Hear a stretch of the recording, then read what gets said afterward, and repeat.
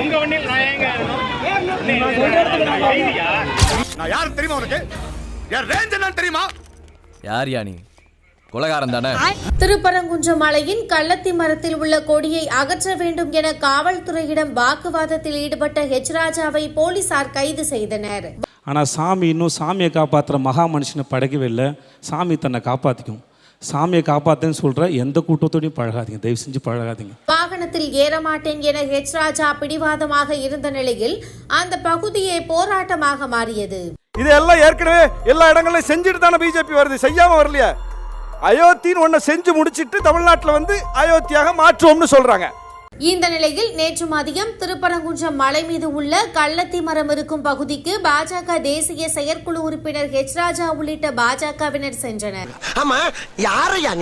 அங்கு செல்ல அனுமதி இல்லை என சொல்லி போலீசார் அவர்களை தடுத்து நிறுத்தினர்.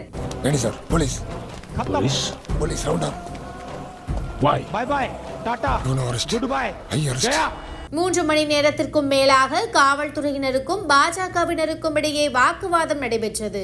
கள்ளத்தி மரத்தில் உள்ள கொடியை அகற்ற வேண்டும் என வாக்குவாதம் செய்ததால் பரபரப்பு ஏற்பட்டது. இதனைத் தொடர்ந்து ஹெச் ராஜா உள்ளிட்ட 12 பேரை போலீசார் கைது செய்தனர். என்ன இங்க வேற மாதிரியா இருக்கு? பூனை வாழை விட்டுட்டு புலி வாழை பிடிச்சனா? இல்ல நீங்க யாரு விசாரிக்கல? நீங்க யாரு நடக்குது? இல்ல திருவிழா என்ன நடக்குதுன்ற எந்த அமைப்பு சார்ந்து? ஆர்எஸ்எஸ் சேவா பாரத். சேவா பாரத்ல அது ஆர்எஸ்எஸ் தான், ரெண்டு ஒண்ணு தானே. ஐடி தோல்ல ஒண்ணு வெச்சு நோய்யா, கைத்து இல்ல கைத்தியா தொங்கியா மகா இல்லன்னு மேல பாக்கான். இந்த ஏரியா பக்கம் ஒண்ணு பாக்குது. இங்கே ஜெய் ஸ்ரீராம் என்ற குரல் கேட்டிருக்கிறது. அந்த தம்பிகள் வந்து என்னடா திடீரென்று ஜெய் ஸ்ரீராம் என்ற குரல் கேட்கிறது என்று கேட்கும் பொழுது நாங்கள் ஆர்எஸ்எஸ் அமைப்பு வந்து பயிற்சி எடுத்து கண்டுபிடிச்சு இதே மரத்துக்கடியில 2 நாளைக்கு தலைகளை கட்டி தங்க வேணும்.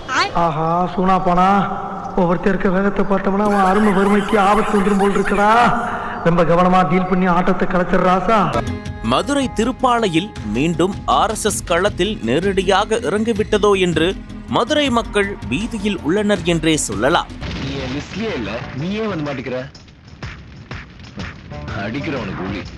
இதையடுத்து அதே பகுதியில் ஆர்எஸ்எஸ் அலுவலகமும் திறக்கப்பட்டு இயங்கி வந்தது.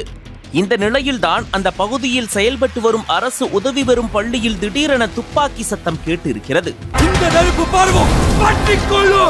இதனால் அதிர்ச்சி அடைந்த அந்த பகுதியினர் உடனே பள்ளிக்கு சென்று பார்க்கையில் அங்கு போலீஸ் பாதுகாப்புடன் ஆர்எஸ்எஸ் பயிற்சி வகுப்புகள் நடந்தது மேலும் அவர்களை அதிர்ச்சி அடைய செய்திருக்கிறது.